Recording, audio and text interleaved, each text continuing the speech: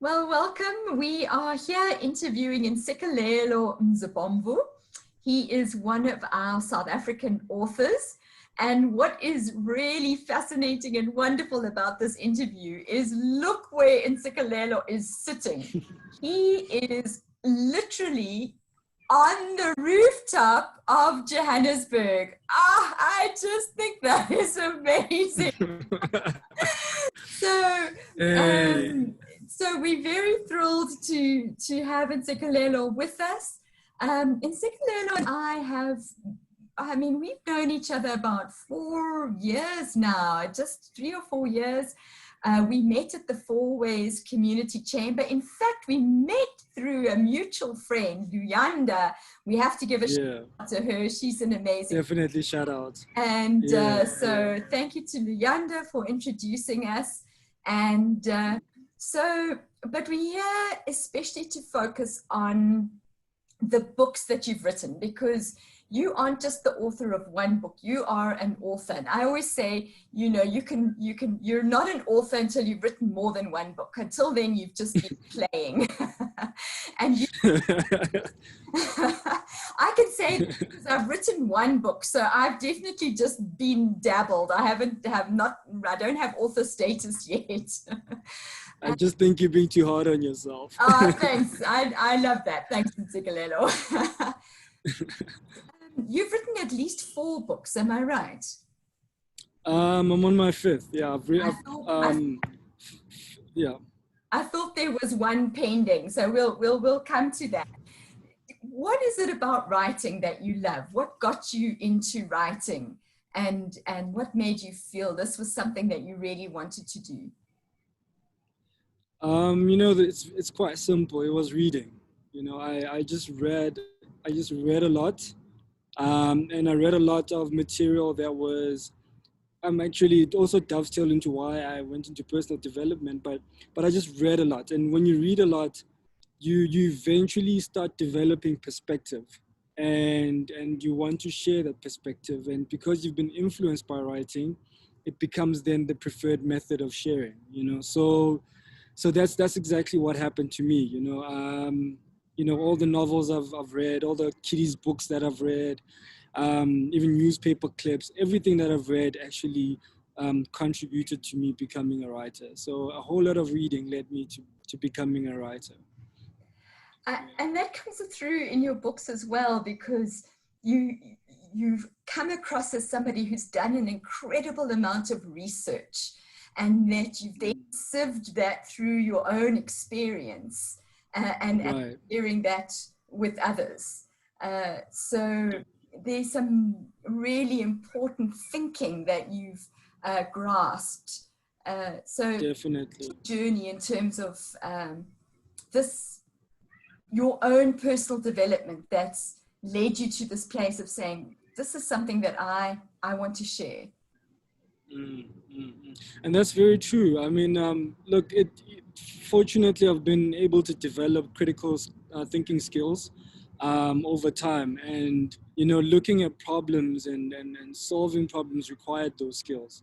So the books that I've written actually are there to help others by showing them things that they cannot readily see because they haven't developed the eye to see them, or the mentality that is required for them to understand.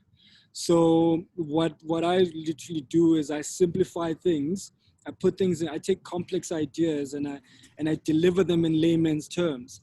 And for me to do that effectively, I had to experience, and this is what I love about personal development. It allows you to experience the things that you learn so that you can prove them yourself to be right or wrong. So you're not only observing other people and how they live, you get to also go inside and observe you and how you react to the material. So definitely that has been a major key in terms of my writing, or a major influence in my writing, to be able to simplify things for others, to bring about wisdom, as you would say. Lovely. Because it's wisdom for others, but it's also been processed through your own experience and your own story. And definitely. And also the South African story. Yes. that's very core to who you are and the context you find yourself in and your Mm. readers. Definitely, it's a matter of identity. You know, I found a lot of the you know the more the Western books to be a bit detached from our reality. You know, when you look at those personal development books, they assume that there's certain stages that you've gone through, or they assume that you're at a certain place as a society or as a reader, and only to realize that no, there's actually gaps that need to be bridged. So it was very important for me to write books that are within a South African context, a context that is rooted in our apartheid history, in our new democracy, and in our everyday life going forward, and creating a link, because for some reason we've kind of pretended as if there isn't a common thread that goes through this time period. You know, we almost feel like when democracy came through, we just restarted and everything was forgotten and we were automatically different people. And that is not true. And so the residual effects of that period, we live with them today. So I had to make sure that when I write my books, I'm able to help people transition psychologically and emotionally from that period into the new democracy so that they can start enjoying the fruits of the democracy. Because the truth be told, we haven't healed as a nation from our past, and we haven't even discovered, only few people have discovered how to heal. And a lot have been covering things up. That's why when we go through difficult times, we get exposed. You know, like right now we are being exposed as a country for who we are. And it's unfortunate because people don't even know the root causes, or if they do know the root causes, they don't know the solution. So, and that is what I write for. I try to say, listen, this problem is going to be with us for a while. At some point, we're going to have to get down to basics. At some point, we're going to have to look at self-actualization tools in order to help us overcome these blockages that we've developed over the years.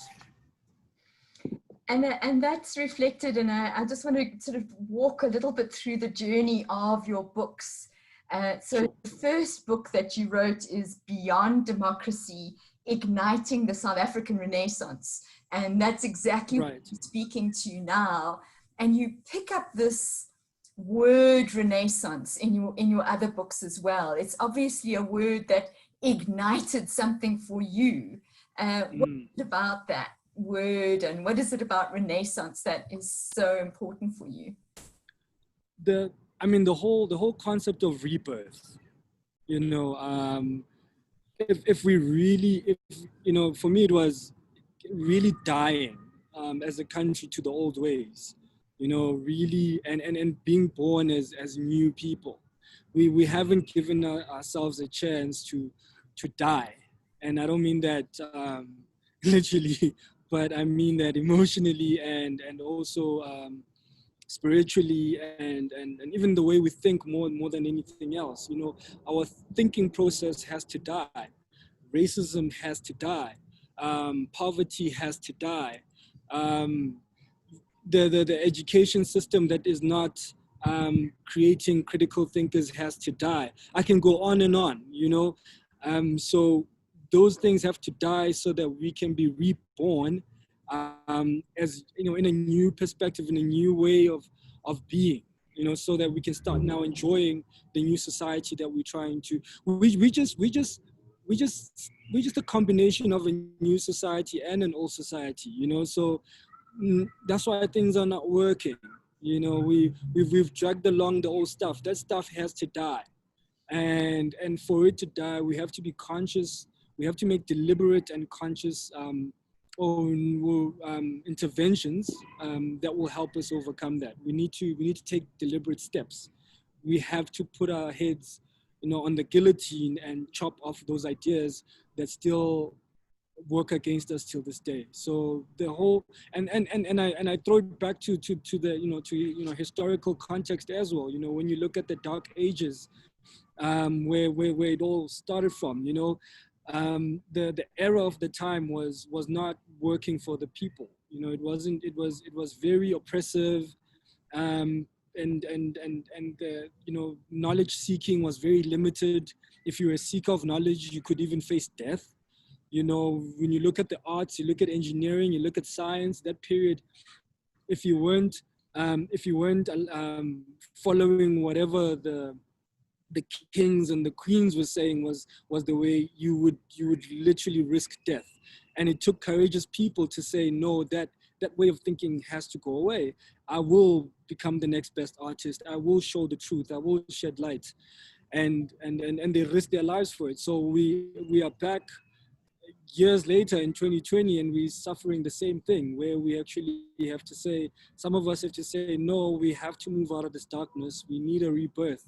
And we are also doing it at the risk of being excluded, or not listened to, or because it obviously disturbs the status quo.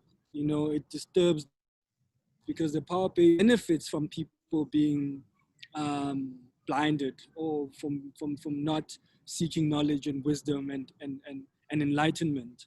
So for me, I'm at that point where we say history is repeating itself again, and we need a new level of rebirth. You speak like a revolutionary, Ntsikelelo. maybe I am a bit. Maybe you are. Maybe you are. But what I get from your books is that the revolution starts with us, and I don't want it to diminish the importance of the social, economic environment and context that you keep coming back to, and the changes that you expect and demand and call for here in South Africa, and maybe even across the world, because these glaring areas are becoming more and more apparent across the world in terms of where disparities and darkness, we talk about the dark ages, where those still exist. But I appreciate that your interest is in empowering us, that if we start with our own thinking, we have something in our control to be able to do something with. And you actually focus, so your next two books start with this Thinking Ghetto. So the one is Thinking Ghetto Genius, and the other is Thinking Ghetto Entrepreneur. So where does this Thinking Ghetto come from? And how does that relate to this way of thinking that I've been talking about, and that you are so passionate about? So, coming from the township, it was very easy for me to see the effects of apartheid, because they were just right in front of me. And if you look at apartheid, it was a system that had psychological effects. It had physical implications, and also spiritual implications. And for me, it was, so the first place to fix should be where it was all messed up. So being the ghetto. So, and also to bring about a sense of self-worth for the township child. If there's a negative connotation to the township because of its history. And if we can't get people out of the township, then maybe we should use a sort of a psychological regentrification, and give it some worth. So, bring the type of thinking that will then say to the township child, listen, we understand you are here, we understand what's happening to you on a daily basis, but it doesn't have to end like this. It doesn't have to continue to be like this. And not that the information is just limited to the township child, as you said. It's relevant to everybody in South Africa, but I needed to create a sense of identity and pride around that. And then the second book, Thinking Ghetto Entrepreneur, was, okay, cool. Now that you understand the environment that you're in, now that you understand what's happening inside your mind and outside, you still have to eat, you still have to live. How do you start now using the thinking that you've developed to also then now add on entrepreneurial skills to your arsenal? so that you can, in the environment that you are in, you are able to turn it around, because high unemployment is a reality. And there's also a lot of dropout cases. So how do we then become entrepreneurial in terms of our thinking? And because I believe that the thinking of, you can't really teach somebody to be an entrepreneur, but you can teach them how to think like an entrepreneur. And that will lead them to become entrepreneurs themselves, because I think that's a personal journey. So my approach has been very practical in terms of, I don't just want people to engage in personal development, but I also want it to work for them, just like it is working for me. I also had to go through the very same steps and become entrepreneurial, so that I could also be able to survive, because otherwise I would also be, in crap, without a job, without a stat, and. But I'm saying, listen, there's another way out. And it was well timed, because now we are in a situation where employment is fast not becoming an option anymore. So now actually we need to start looking at these books and saying, hey, maybe this guy had something going on here. Maybe he was onto something. And so what I did was, more recently, was I combined the three books, your Beyond Democracy, your Thinking Ghetto, and your Thinking Ghetto Entrepreneur, into one book. So all of those are in one book now, and that is my latest work, the Reimagining Myself. And that we launched last year in June. Yeah. In fact, there's a great story about how that book came about. Won't you tell us that story? I think you'd written these three books, and then this wonderful person in your life came along, and I'd love to. There was a whole sequence of events that led to that writing of Reimagining Myself. Won't you just share that with us? So how Reimagining Myself came about was, I met a guy named Luvuyo Matasa, in brackets Mandela, because he changed his surname recently. And we started doing some workshops in different townships. And so he found me already doing workshops, and he said, no, man, listen, I love what you're doing. Let's partner. So we tried to do a couple of workshops together. So then he started reading all three books. And after reading all three books, he gave me a call and he said, hey man, listen, I think you shouldn't separate these books. I think they should be one book. And I said, I thought of the idea. I thought it was good, but I was like, kind of brushed it off. And I was like, nah, like whatever, I'll think about it, And, but this idea just kept building in my head. So in 2018, I had just written my fourth book. It's an art book called The Path to Great Joy, which was in collaboration with a visual artist, Great Joy. And we had just finished that project. And I was sitting at home, and he told me that, and then he came back from Durban. He was in Durban. And then he came back from Durban, and he told me that, listen, I'm part of an organization now called Reimagine South Africa. And I asked him, okay, so tell me more about this Reimagine South Africa. And he says to me, listen, they have three pillars. And these three pillars speak to the three books that you've written.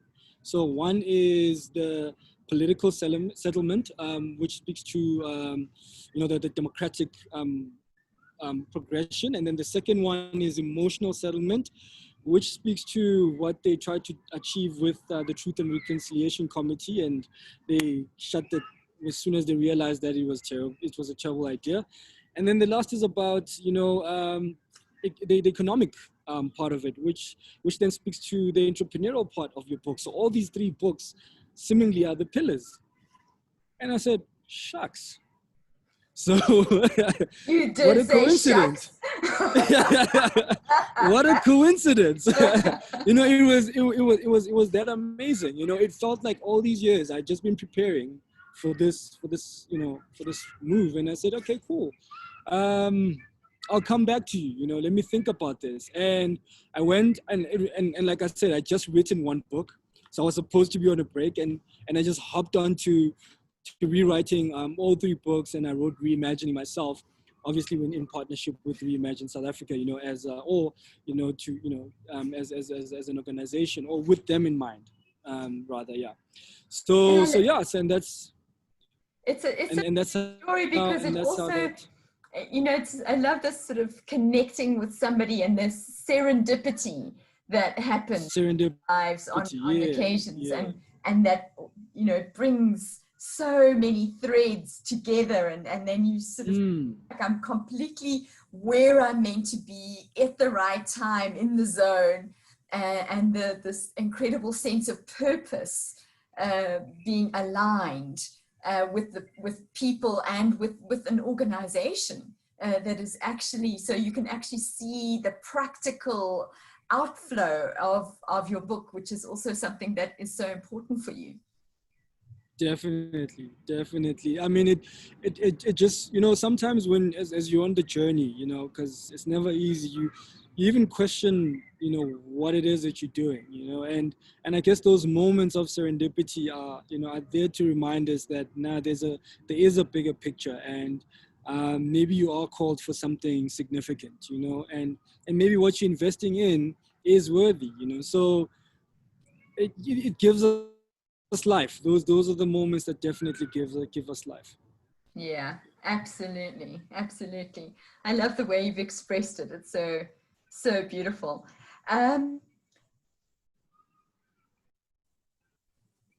So if you were to kind of put into a nutshell, and maybe I'm putting you on the spot here, but you know, what in essence, out of these 4 books, and I know there's another one sort of hanging, and we'll come back to that, but if we just sum up these 4 books, what is it? I know you want to change people's lives. That's really the core, the essence of what you're wanting to do. What do you want people to do as a result of reading your books? What would be happening in their lives, given that they've now read Ntsikelelo Mzibomvu's books? You know, it all comes down to, you know, being. You know, action comes from being. So the book is there to influence being, you know, and so once the change has happened at the being level, you know, then the rest is just whatever the person wants to do, you know, because the books are there to liberate. They're not, there's nothing that I'm going to suggest to a person. It's the tool. So how a person uses the tool is entirely up to them, you know, but it's an enabler. So if it enables them to do something, if it enables them to get up and decide to work on their health, to get up, work on their fitness, if it means getting up and starting a business, if it means getting up and making that video or singing that song or writing that book, or that's all I want, because it's an enabler. And that's why my part starts and stops at that part, you know, of enabling. Beyond that, it's a personal journey, you know, and I can keep on creating more tools for people to, as they move on their journeys, you know, but what that journey is entirely up to them. And I feel that is the core of freedom, for people to be able to choose and be who they want to be. I love that, liberate. We find ourselves in all kinds of prisons, don't we? And sometimes of our own making. So that this would give me an opportunity to truly be myself and true to myself. There seems an incredible promise in that. And I want to just go back to the book that you wrote or co-wrote with a visual artist. Was it called Great Joy? Yeah, Great Joy. Great Joy. And I think, I just feel like that would be the automatic response to being liberated, is great joy. Definitely. But Ntsikelelo, you do work with artists quite a bit. Won't you just share a little bit about that work with us? Because it's also about publishing, and you bring your writing. So there's this artistic collaboration that you bring. tell us more about that? Yeah, so that for me is my expression of liberation, because I love the arts. You know, I love visual arts. I could have been a painter, I guess. My uncle was a painter, and he pretty much trained a lot of my friends who are professional artists right now. And but I never picked up the brush. So for me now, it's a matter of using my artistic abilities to collaborate with them and tell their stories as artists, because we find them in galleries, we see them on hanging on walls and making houses beautiful, but their stories never really told. So people only know their artist statements and what the show is about, but they don't know about the man behind the painting. So I felt, you know what, let me run projects with artists where not only is it autobiographical, but also we get to tackle social issues around the artist's work. So with great joy, we were discussing toxic masculinity, and we were speaking about the alpha male. It was we coded it the alpha male inquiry, where we look at the double-sided coin of the whole alpha male concept, where it could either liberate a man to becoming all that he can be, or it could turn him into a monster. So, and we looked at how society also contributes towards that, and that it's actually a societal problem and not just a male problem. That even our mothers, when we're boys, if ever I get slapped in the street and I come back crying to my mom will go tell me to go beat the crap out of that guy. So we're being trained as men to be violent from a very, very, very young age, and that is part of being alpha male. And so when we now have to deal with domestic issues, we are so trained with violence that when we're now dealing with beings that talk a lot and that can also say hurtful things, the only response is Which beings are those, Ntsikelelo? I don't know beings like that. Neither do I. Well said, well said. So, and then we wonder why there's domestic violence, because the one is taught to speak out and let their anger out in one way, and the other one is taught to beat out and let their anger out in another way. When the two combine, it's disaster. So and I say this also, I have to mention that we don't talk about it as much. There's also, just as much as there's toxic masculinity, there's also toxic femininity. And I know some people will be like, that's not a concept. I'm like, listen, there's just toxic people everywhere. They can either be male or female. So there's both of these problems that we have to deal with as a society, as societal problems. But what's happening right now is both parties are busy throwing shots at each other, as they always have. So the private fight has now reached the public space. And now it's men are trash versus women are this. Well, just that the difference is men don't say it out loud, but in their private spaces, they will complain about women. And women, on the other hand, will also do the same. And so we are busy fueling these problems, and we're not actually coming down to the core of it in terms of how we've structured our society. And when we're busy using isms and all these titles and these words like patriarchy and feminism, and no, we just have a societal problem. That's what we have. And we need to come back as people and start sorting that out. Anyway, so I divert. Coming back to the path to great joy. So that book is about now, how do we as men start using self-actualization and personal development to chart our own paths to great joy, and so basically there is a bit of a link between the work that I've done before and then now bringing it into the art space, and then using art and putting it in an artistic way, and using art to still talk about the same message of self-actualization, because I feel that it is a cure to most of our problems as a society. And the reason, and just to close it off, I talk a lot about society, but the reason why I do that is because I come from the point that society is made up of individuals. And for us to change society, we have to change the thinking of the individuals that make up the society. So we cannot separate the two, so yeah. Makes perfect sense. It makes perfect sense. So you are a revolutionary. I guess unintendedly so.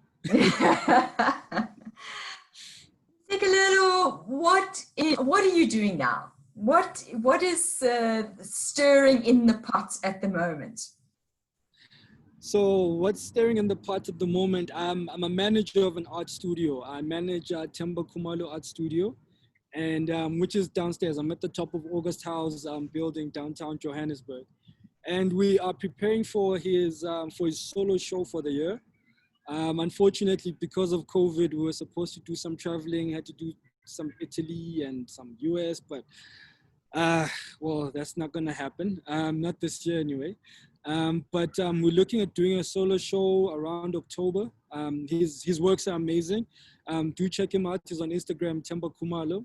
He's one of the more refined artists that Joburg has to offer. In fact, I think the country has to offer. So I definitely say look out for him. He is definitely coming for that spot. And yeah, and also I'm busy working on other projects, talking to a couple of other influential artists in terms of doing books with them. So yeah, so there's a I can't reveal that as yet, but watch the space. So there's definitely a couple of things that I'm doing, and I'm also building my profile, because I mean, as authors, we're kind of very silent, so now I am pushing to get into as many spaces as possible using digital means, so that more people get to know about me, and more people get to purchase my book, so that I can actually, continue the business that I've built and grow it. How can people get hold of your books at the moment? So at the moment, I'm selling through social media and my website. So if you can find me on social media, Ntsikelelo Mzibomvu, I'm on all platforms. On Instagram, it's Ntsikelelo Mzibomvu. So I post so people can deposit, can transfer, can e-wallet, and I will postnet their books and or use speed services. So that seems to be working right now. And also they can buy it directly from the website, but I don't know, not a lot of people like doing that, like putting credit card details on private websites. I figured. So yeah, people can get in touch with me, and on WhatsApp as well. Yeah, I do a lot of business on WhatsApp. So we'll just put your details as part of this interview, and then people can get hold of you in those ways. So that's great. Ntsikelelo, I just so enjoyed you sitting on the top of your building in Joburg. I'm sitting in my study with the lights getting lower and lower. But as we sit here in our different places, I just really appreciate the heart, the passion that you share with, and that comes with a real desire to revolutionize our society through each person. And that means that we have to take responsibility for what we think and how we think, and that you've created these tools in your books for us to be able to walk that path, and that you don't write just from your research. It's well researched, but it's also through your story. And so that adds so much credibility and depth to the book. So thank you for sharing this time with us. And we just wish you, I wish you every success and wellness. Thank you, Lee. I appreciate it. Those are really kind words. I'll take them to heart. And thank you very much for having me on your platform. And I really, really appreciate it. It's been time well spent. Fantastic. Good job. Thank you. Awesome. And